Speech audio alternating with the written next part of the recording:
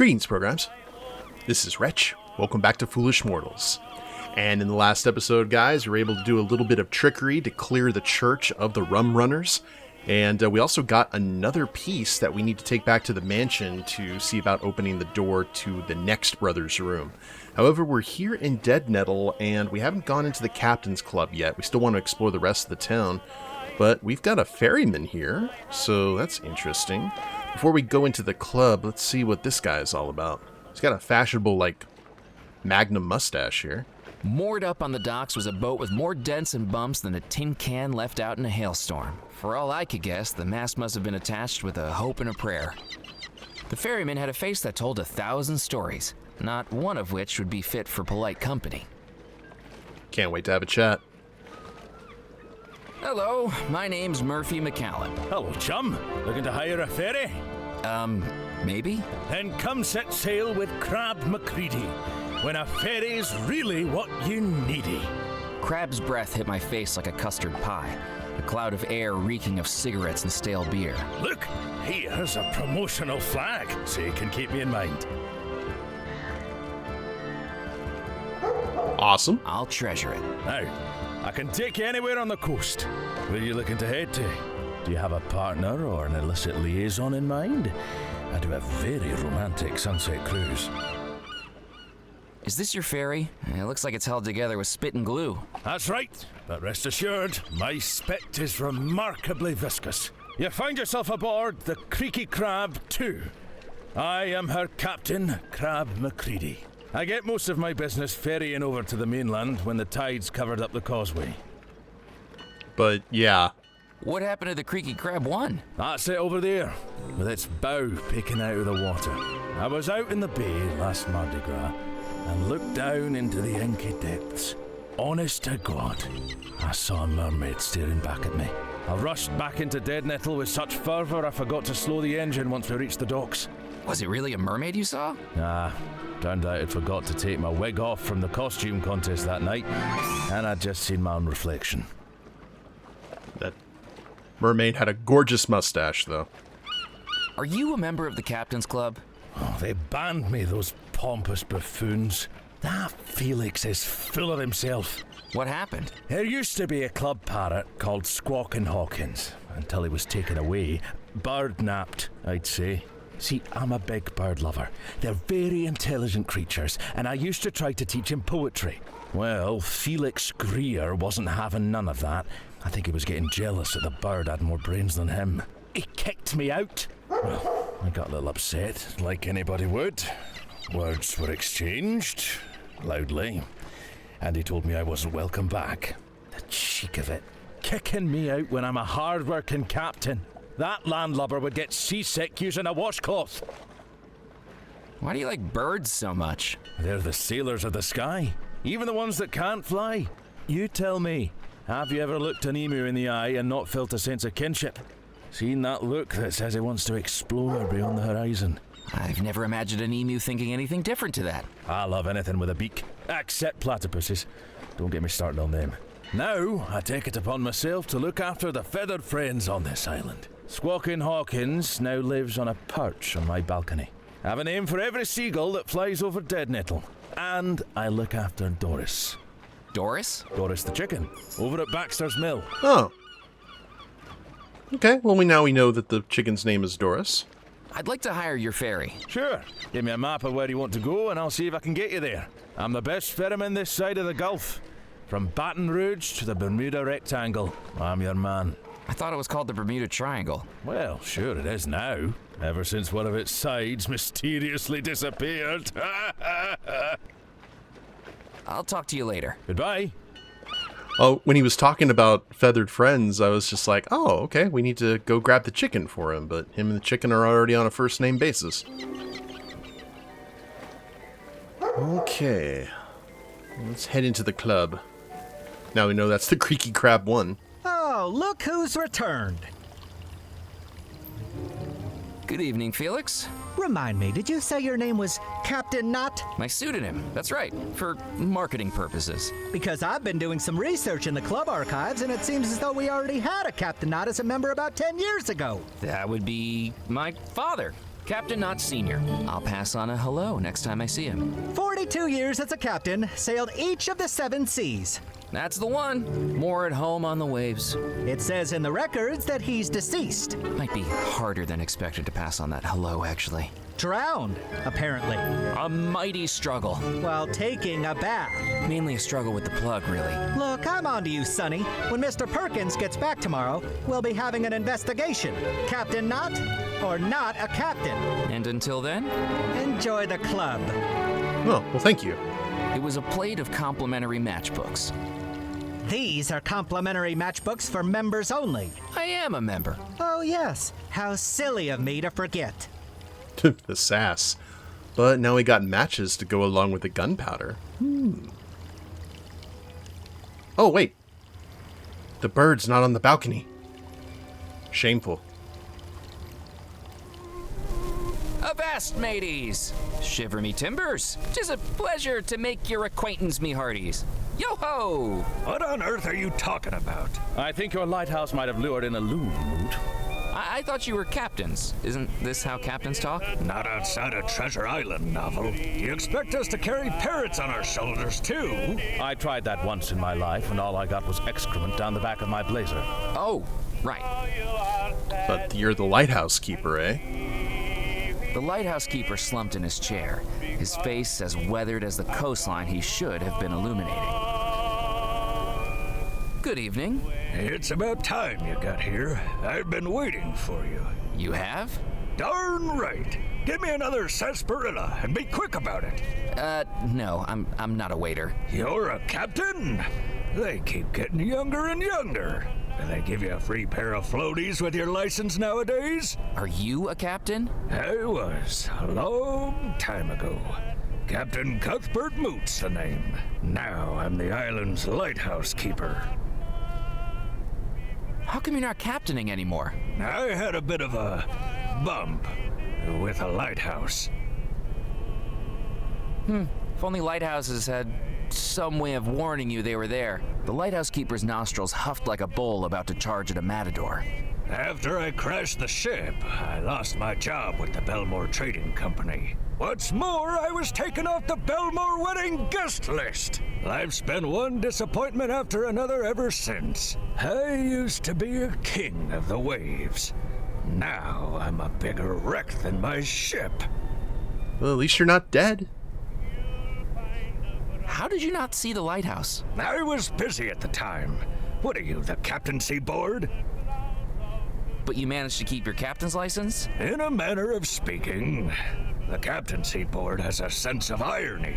After I crashed into the lighthouse, they made me take the job of lighthouse keeper to maintain my credentials. Then shouldn't you be at the fort if you're the lighthouse keeper? Oh, it's a dreary place, and there's a damn fleabag cat there that won't leave me alone. Anyway, it's a clear night. If the fog comes in, I'll switch the light on. Otherwise, I'm staying right here. What's wrong with the cat? Blacktail, you see these scratch marks on my nose? The damn thing jumps for my head every time the badge on my hat catches the light. Yeah, we saw. He has that tendency. You worked for the Belmore Trading Company? Once upon a time, I was the captain of the SS Mysterium, flagship of the Belmore Trading Company fleet. I've captained more ocean voyages than you've taken baths. I might look like I should be hawking fish sticks at a market stall, but back then, I was at the top of my game, enjoying the finer things in life. Caviar in the finest restaurants, champagne at the finest resorts, dressing in the finest tuxedos. Oh, one little bump through my whole career down the plug hole. I take it the Captain's Club doesn't compare. It did once upon a time. This place used to be a model of a club. Now the only thing it'd be modeling would be a cardigan and a girdle. So you weren't invited to the Belmore wedding? No, I was snubbed. Years of captaining their flagship, and then I get forgotten like a dirty sock. I tried to convince Mrs. Craddock to add me to the list, but she's got a heart colder than a penguin's behind. I was invited to the Belmore wedding. What? You never told me that. You never asked. Yeah, not a direct invitation from the Belmores, but I was invited as a +1. Who invited you? A little lady named Tallulah LaRue, Why didn't you go? because she scared the hell out of me. Smart man. Looks like you both avoided bullets that night. Isn't it lucky that you didn't go to the Belmore wedding? Lucky? How by Neptune's beard could you call that lucky? Because the whole wedding disappeared. Their lives were stolen from them, their souls trapped in a tormented house for eternity. If you'd have been there, you'd have disappeared too. Oh, it just would have been nice to feel included, that's all. Is there a way into the fort? Not without the key, and I'm the one in charge of that. Do you know the reason for the big walls, the sturdy gates, the barrels of gunpowder, and the big boomy cannons? To keep people out! Can you turn on the lighthouse beacon? I don't know if you know how lighthouses work, but they only need to be lit up when visibility is low. As far as I can tell, it's a clear night, so until I see fog pouring through that window, I'm not doing a thing. Oh man, we're gonna need a lot more dry ice, aren't we? I better be off. So long. The trophy was a solid metal sphere in the shape of a billiard ball. Gimme. That trophy belongs to the club champion, and as I'm club champion, I'm telling you, hands off. Oh, Captain? What do you think of this magazine? Another reminder of the life I missed out on. And we haven't spoken yet, but... What do you think of this magazine? I was interviewed for a magazine once. Then the cowards cut out the most interesting stories. You just couldn't handle me. The room was dominated by a large wooden billiard table, its hand-carved Baroque cabinet presenting a sharp contrast to the faded and ripped baize that topped it. Wonder if we have anything that could actually... Oh, it was the cotton flag that Crab, the ferryman, had given me, embroidered with his company logo. The stocky man stood over the billiard table, wielding his cue like a staff, his eyes assessing the green baize battlefield in front of him. Good evening. My name's Murphy McCallan. Good evening, Captain McCallan. Captain Gifford Pemberley at your service. That's right. I expect you've heard of me. Master of the Mississippi, tamer of the Tennessee, cuddler of the Colorado. Care to hit the table with me? Are you a famous riverboat captain? You haven't heard of me? I'm sorry, I don't have a lot of experience with riverboats. Don't tell me you're one of those jelly-legged sea captains. Jelly-legged? At least we sea captains do proper sailing, with charts, by the stars, across vast seas and oceans, hundreds of miles from land. You riverboat captains only have two directions, upriver or downriver. Don't listen to him. He doesn't understand the perils of the riverways. I got my start in Baton Rouge. All I needed to do was teach the Mississippi that I was its master. If it wasn't going to do as it was told, it would get a damn good spanking until it fell in line. Have you been a member of the Captain's Club long? I'd say so. I got my license when I was 25. When my uncle Augustus passed away, I sold his gumbo restaurant and purchased a diamond of a riverboat. I ran pleasure cruises up the waterways of Devil's Rock for years. Are you still a captain? Technically, but it's hard to put into practice when you no longer have a boat. What happened? I got a little overconfident drinking whiskey and gambled my riverboat away years ago. My wife left me because she said I had a gambling addiction, but I still think I can win her back. Yeah, bad news, sir. Were you the former captain of the Spirit Queen? That's the one, dear boy. So you must be interested in ghosts. I beg your pardon. Having named your riverboat the Spirit Queen. It's not named after ghosts, boy. It's named after bourbon, gin, tequila, whiskey. Those are the spirits that haunt me. I'm sorry to tell you this, but the Spirit Queen burned down. Oh, what a sad day. I knew it would happen sooner or later. It was that damn fool Moray, wasn't it? He never loved her the way I did. She was one in a million. A personality as fierce as the Mississippi. A sway when she moved that could hypnotize any man. And curves in all the right places. Are we still talking about a boat? Are you going to patch things up with Mrs. Pemberley? Oh, I'm trying. I had a bouquet of flowers delivered to her this morning.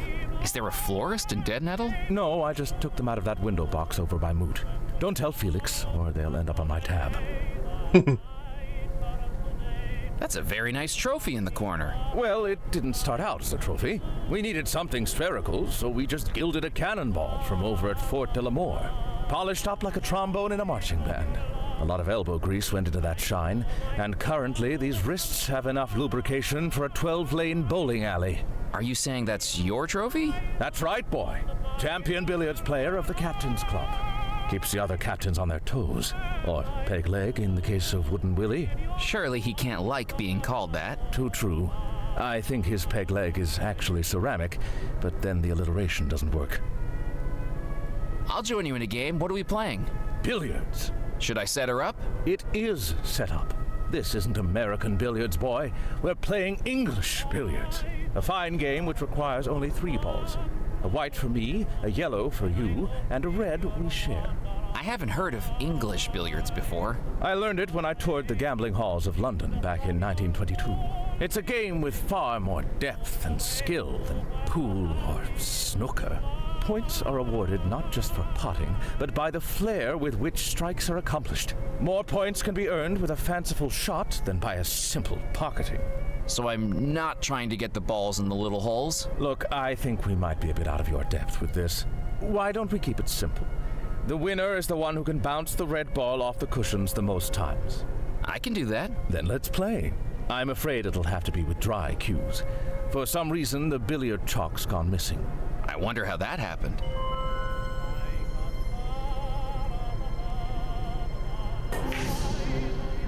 Two, 3, 4, 5, 6, 7. 7. Sevens! Something to be proud of.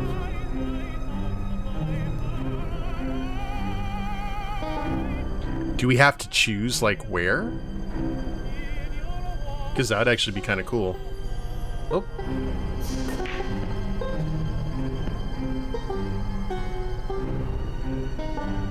And that's that. 3s. Too bad, Captain McCallum. It seems my standing as champion of the Captain's Club continues. So I'll have to find some way to rig the game, I would imagine.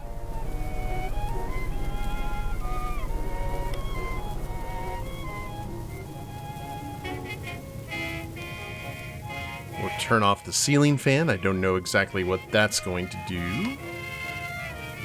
But we can actually go out onto the balcony, so...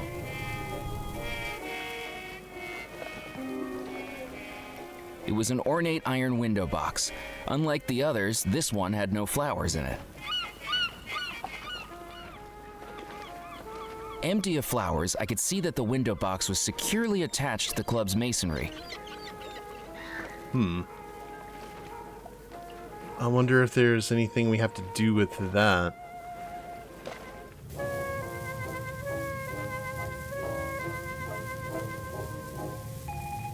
Chamber pot, shovel.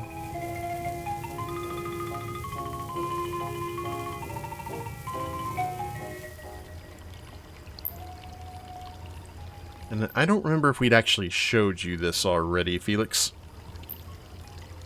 I didn't need to show him that again. Oh, okay, cool.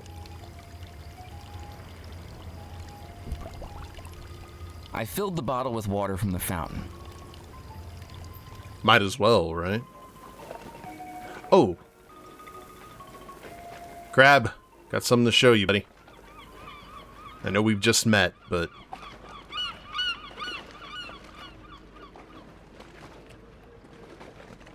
What do you think of this magazine? You call that a magazine? You should see the magazines I've got in the cabin. Full of big jugs. I'm a big lover of pottery, you see.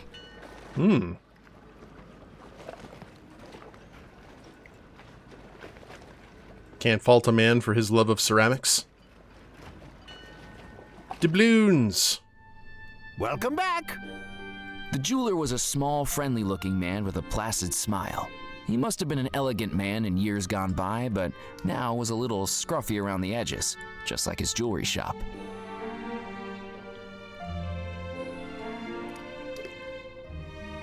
I didn't need to show him that again. Is there anything... Good evening, Mr. Crumb. How can I help you? How come you're working so late? Well, the wife's gone to visit her cousin Winnie for a few days. And if I stayed in my bedroom, I'd just start going loopy. What's the carving on the front of your counter? That is the genuine stern carving of the Golden Goose, the famous brigantine. I could trace my family's history on the island back hundreds of years, right back to the ship's owner, Captain Bartholomew Crumb. You've heard of him, I expect. Captain Crumb, the vicious pirate? I read about him as a child. One of the most successful in the Caribbean. That is, until, as the story goes, he got pursued by a ghost ship. A ghost ship? Surely that can't be more than a legend. Then how do you explain this? Without a single shot fired, every sailor aboard his ship fell down dead, victims of an evil pirate who wielded a black stone. Captain Crumb was the sole survivor. He escaped undetected in a rowboat, and after days at sea, made it to this very island. After that, he never went to sea again. Instead, he set up this shop with the one chest of jewels he'd managed to carry away. Some of the gems you see around here still date back to that final hoard. A black stone killed the crew? Well, so the story goes. I suppose it explains my family's obsession. Not just the gold and jewels that tempt us, but the wicked stones that threaten us. Why did Captain Crumb come to Devil's Rock to set up his store? This was his home port. Devil's Rock used to be quite the lawless island. Legend goes he used to hide his treasure along the southeastern coastline. The island is dotted with caves.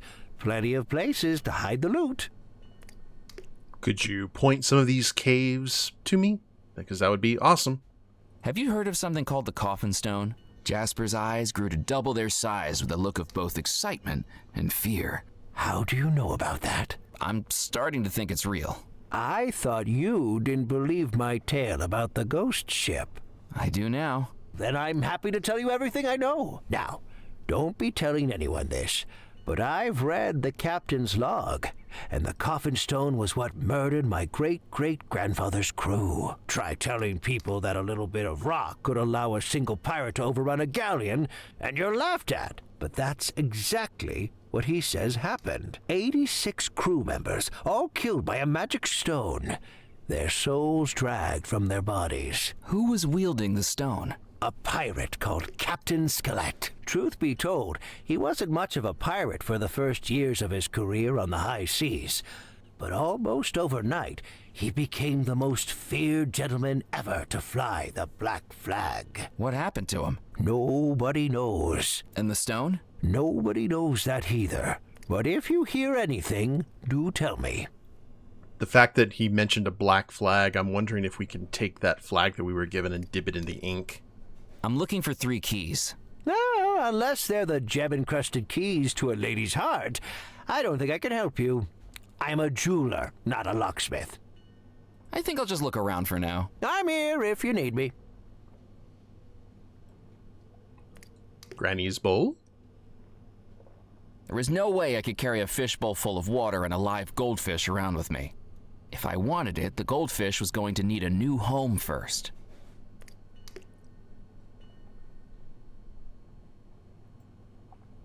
Ooh.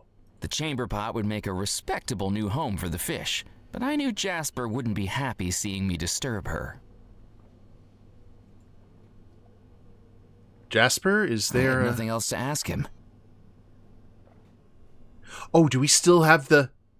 Let's see if this works. Would you be able to polish my brooch again? Goodness me, what have you been doing with it? Oh, you know, just the usual wear and tear. I don't know how anyone does this much tearing while wearing, but hand it over and we'll shine her up. Ooh, another weird Ed.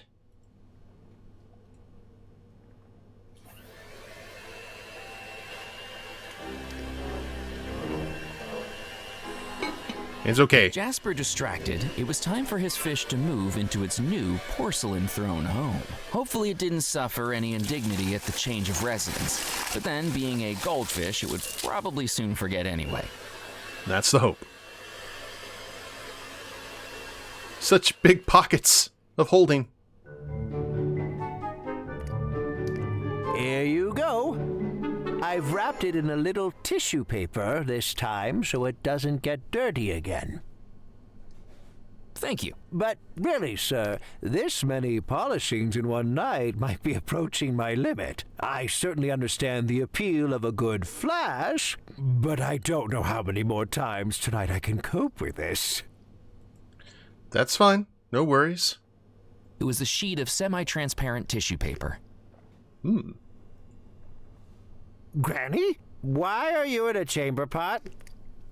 Oh, right. Okay, he handled that well. Now, is that everything that we need to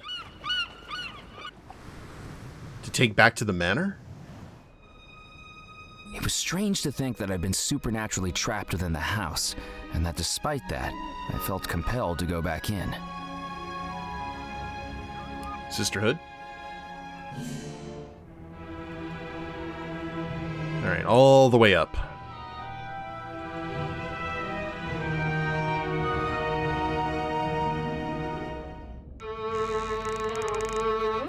Welcome back, Murphy McCallan. Take a seat.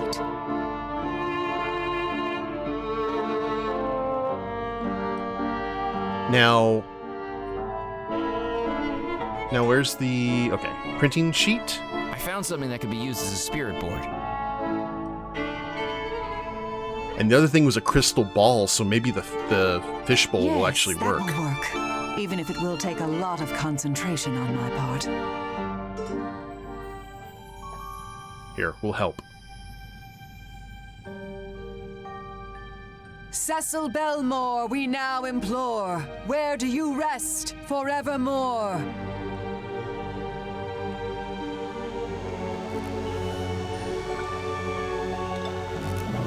I sense a hidden place. A laboratory known only to Cecil. A secret refuge for study and invention, and desperate attempts to reconcile science and the supernatural. But he's been followed. Unknown to Cecil, someone lies in wait in the darkness and is about to look at the painting.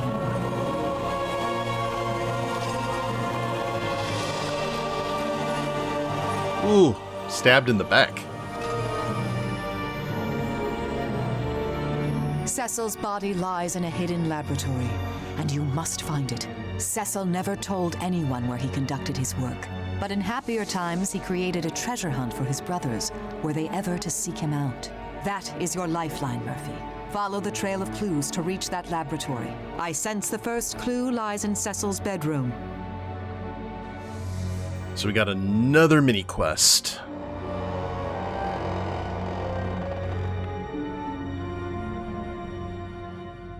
Okay. Well, let's go ahead and try the crystal ball then. Will this work as a crystal ball?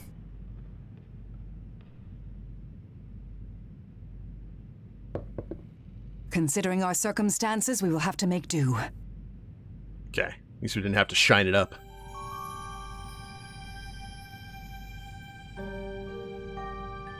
Xavier Belmore, hear our cry. Where does your mortal body lie?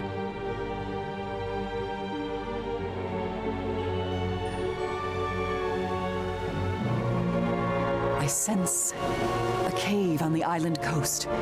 Waves thrashing, wind howling, and two figures exploring its darkest depths. Xavier and Rackham. Rackham has lured Xavier here, promising an unparalleled expedition to the bold adventurer. But it's a trap. I sense Rackham fleeing the cave, leaving Xavier as the water rises and rises and rises. Look at the painting. Ugh.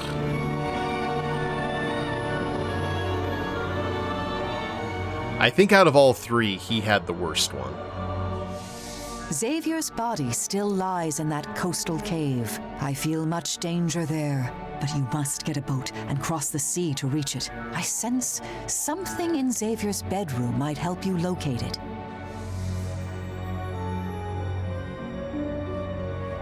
And behind door number 3. Awesome. I have some more questions. Ask away. Okay. I should get back to trying to open the vault. May fate be in your favor, Murphy.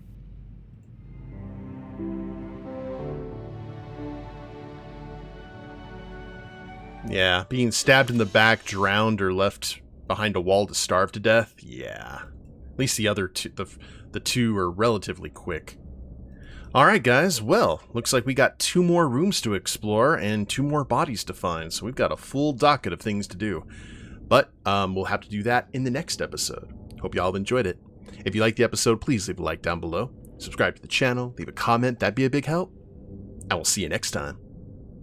Later days, everyone.